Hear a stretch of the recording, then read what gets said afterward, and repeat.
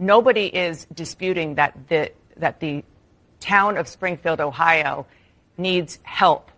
But you're not just a bystander. You're the senator from Ohio. So instead of saying things that are wrong and actually causing the hospitals, the schools, the government buildings to be evacuated because of bomb threats, because of the cats and dogs thing, why not actually be constructive in helping to better integrate them into the community? Because there are a lot of employers there who... A few moments later. It doesn't, indeed. I want to get to the apparent assassination attempt the second time against President Trump.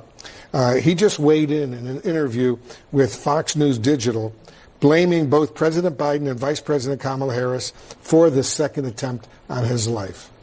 Well, everything is political right now.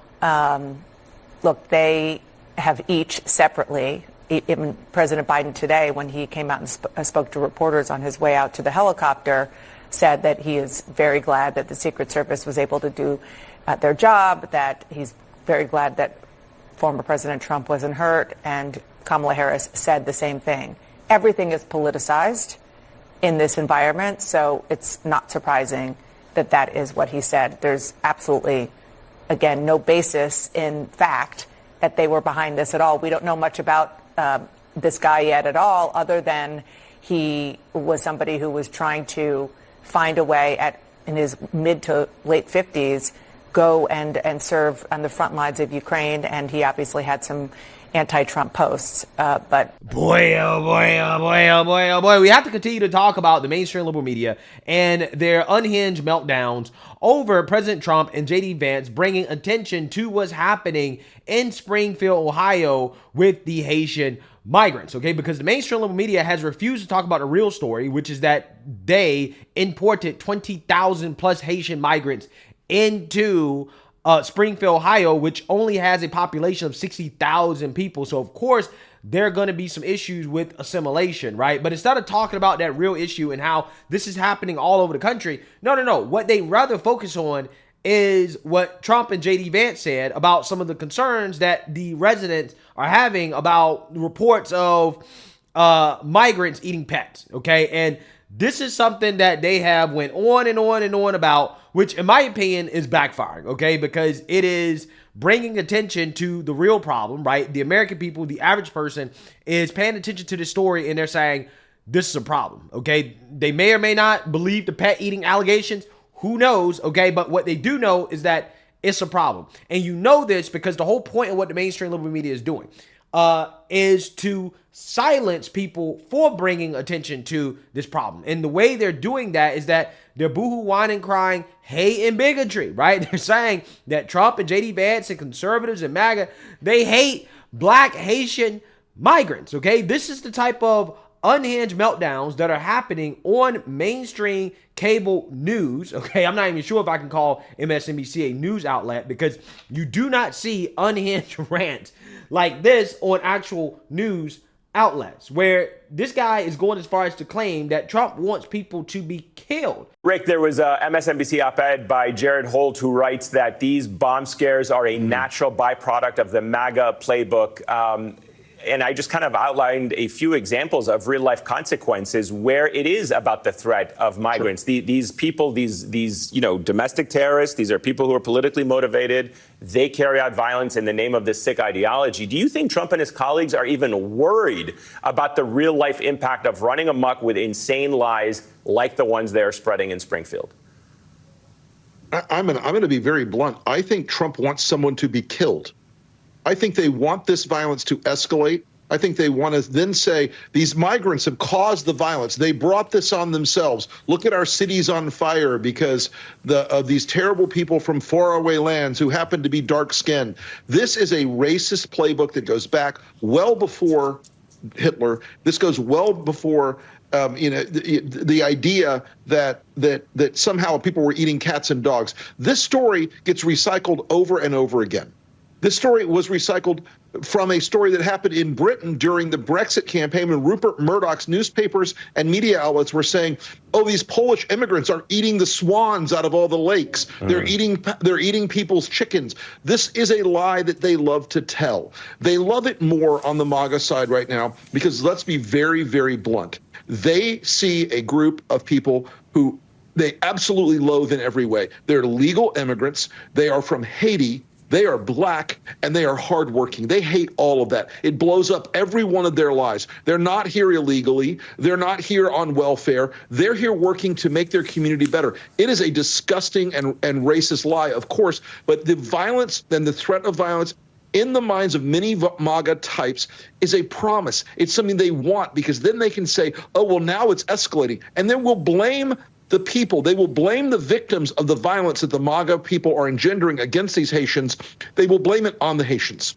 It speaks very ill of their moral center. Yeah, so you've seen that, you heard that. Okay, now the mainstream liberal media, they have been going on and on and on about these alleged bomb threats that have been happening as a result of the attention that Springfield is getting. Now, they have wrongly, okay, just assume that, well, the bomb threats must come from MAGA, right? It must be MAGA. It must be a Trump supporter. Trump is causing all these threats, except Governor Mike DeWine actually came out and debunked the mainstream liberal media and their hysteria and their lies about how Trump is connected to these bomb threats, because a vast majority of these threats have turned out to be hoaxes. Take a look. At least 33 separate bomb threats, each one of which has been responded to, and each one of whom has been found as a hoax. So 33 threats, 33 hoax. I want to make that very, very clear. None of these had any validity at all. We know that people are very, very concerned. And we have taken some actions, and in a moment I'll let Andy Wilson go into more detail. But we've moved resources into Springfield. So I want to say to the parents in Springfield, these hoaxes, these threats have all been hoaxes. None of them have panned out. We have people, unfortunately, overseas who are taking these actions. Some of them are coming from one particular country. We think that this is, one more opportunity to mess with the United States, and they're continuing to do that. So we cannot let the bad guys win. Our schools must remain open. Wow. Ain't that funny? Ain't that funny how this is all turned out? Okay, so after the mainstream liberal media spent days and days and days blaming Trump and J.D. Vance for bomb threats in Springfield, now it turns out that all those threats were hoaxes from foreign countries. Now, at the beginning of this video, you guys saw Dana Bash. She blamed J.D. Vance, directly said that, hey, your rhetoric is causing these bomb threats, right? Now, she didn't take a step back like a journalist and say, hey, you know what? We don't have any real evidence or proof that J.D. Vance's or Trump's rhetoric is leading to these threats. We really don't know that. Let me not accuse him of inciting violence, okay, before I actually have proof that this is happening because of J.D. Vance or Trump, right? No, she didn't do that. But after the second failed assassination attempt on former President Trump, and President Trump came out here and blamed Kamala Harris and Joe Biden, as he should, because, again, we actually have evidence that this guy was inspired by the rhetoric of Joe Biden and Kamala Harris. I mean, they basically used the exact same lines about democracy, democracy, democracy, right? There's actually real evidence to suggest a connection, okay?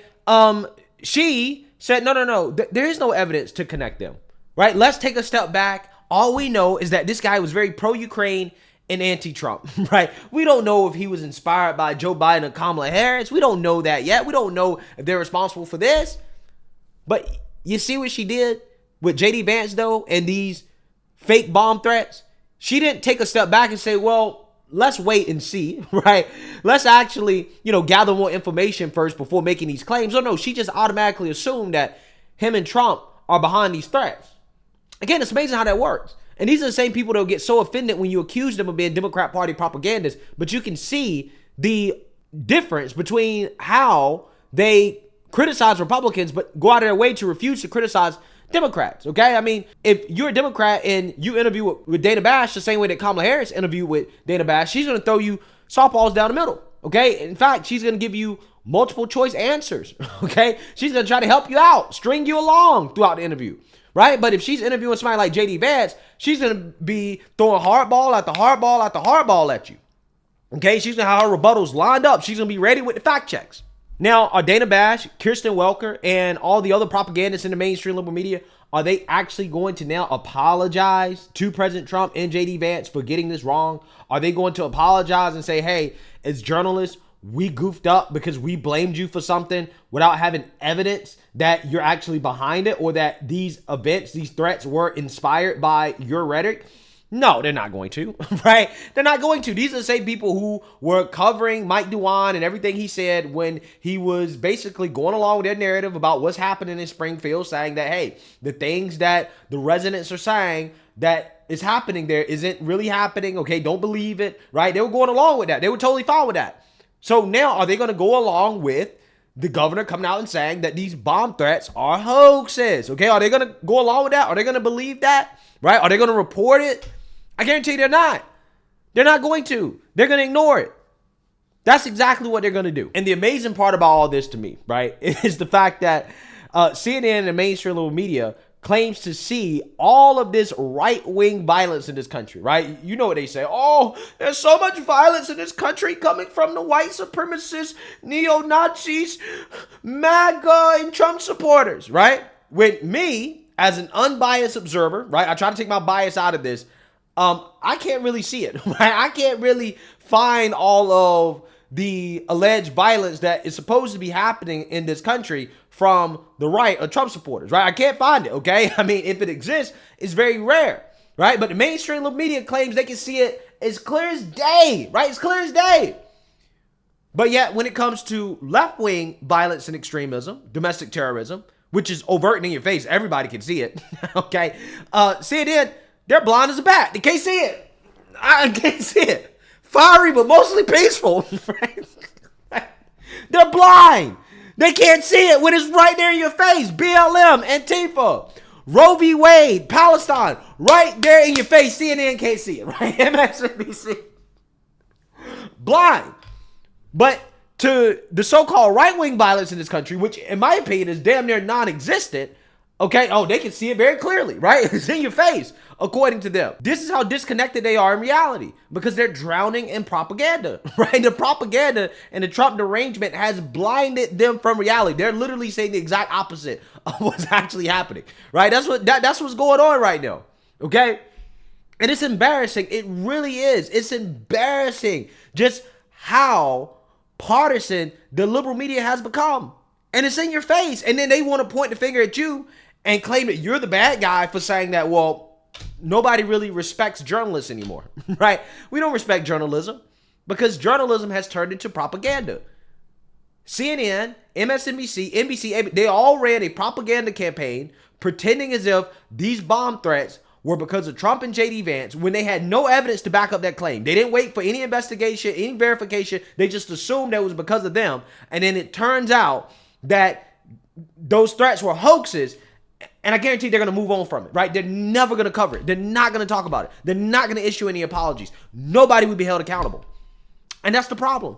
That's the problem with the media. There is no accountability for these people. Nobody ever gets fired for this, right? Joe Scarborough went on national television and said that F you if you don't believe that Joe Biden is the sharpest he's ever been, even though he was clearly mentally deteriorating in front of everybody for the world to see. Everybody could see it. And that man still has a job where he's probably getting paid millions of dollars to lie to the American people, right? To gaslight the American people. No accountability. Except, I guess, you can count viewership as accountability. In CNN's case, I guess you could say they're being held accountable a little bit, right? Because their viewership is tanked, okay? They've actually tanked. Nobody watches CNN anymore, and it's because of overt propaganda like this, okay? And instead of taking the feedback that they're getting and and reflecting internally and saying, hey, we got a problem, right? That we're propagandists and people are turned off by the propaganda, right? People want fair, balanced news. No. They're just doubling, tripling down on it, right? This is what they're doing. And it's not working. And this is why that network is failing. Okay, it's failing. So let me know what you guys think. Make sure you like, comment, and subscribe. Most importantly, share a Black conservative perspective. Peace.